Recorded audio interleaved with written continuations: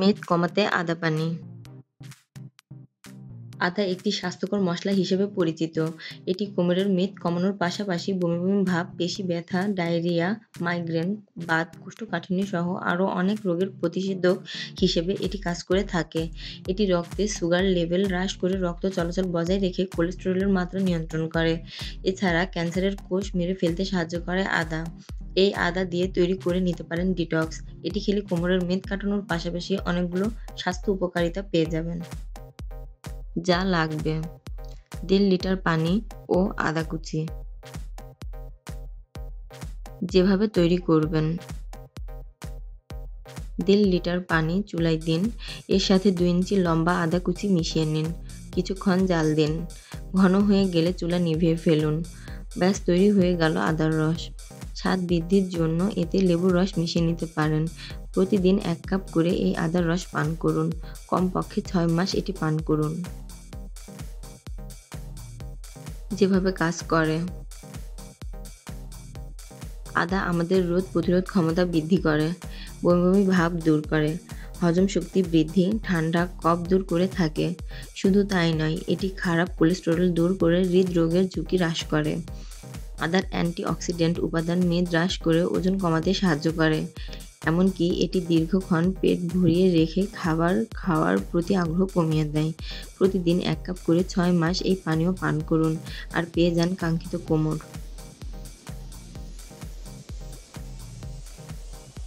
শরীরের নানা রোগ উপশমে আদার উপকারিতা অপরিসীম। রোগ প্রতিরোধক ক্ষমতা বাড়ানো ছাড়াও আর্থারাইটিস, মাইগ্রেন, কাশি, ডায়রিয়া, গ্যাস, কনস্টিপেশন, হার্টের সমস্যা, ডায়াবেটিস, হাই কোলেস্টেরলের মতো বিবিধ রোগ প্রতিরোধে আদার জুড়ি মেলা ভার। এমনকি ক্যান্সারের কোষ বৃদ্ধিতেও বাদ সাধে মাটির নিচের এই ফসল। রোগ প্রতিরোধে আদার উপকারিতার কথা মাথায় রেখে বিভিন্ন ওষুধ তৈরিতেও আদা একটি অত্যন্ত গুরুত্বপূর্ণ উপাদান।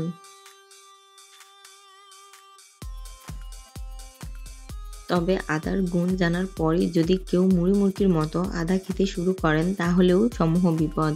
কারণ আদা যেমন অনেক ক্ষেত্রে শরীরের পরম বন্ধু, আবার কিছু ক্ষেত্রে তা শরীরের চরম শত্রুও বটে। তাই আদার গুণাগুণ জানার পাশাপাশি এটা জানাটাও অত্যন্ত জরুরি যে কারা আদার ধারপাশ দিয়েও যাবেন না, কারা আদা এড়িয়ে চলবেন। 1. যারা অন্তঃসত্ত্বা। আদা শরীরে কড়া উদ্দীপক হিসেবে কাজ করে। সেজন্য অন্তঃসত্ত্বারা আদা খেলে প্রিম্যাচিওর শিশু জন্মের আশঙ্কা বেড়ে যায়। এজন্য গর্ভবতী নারীদের অবশ্যই আদা এড়িয়ে চলা উচিত। বিশেষত প্রেগন্যান্সির শেষ সপ্তাহগুলোতে তো আদা একেবারেই খাবেন না।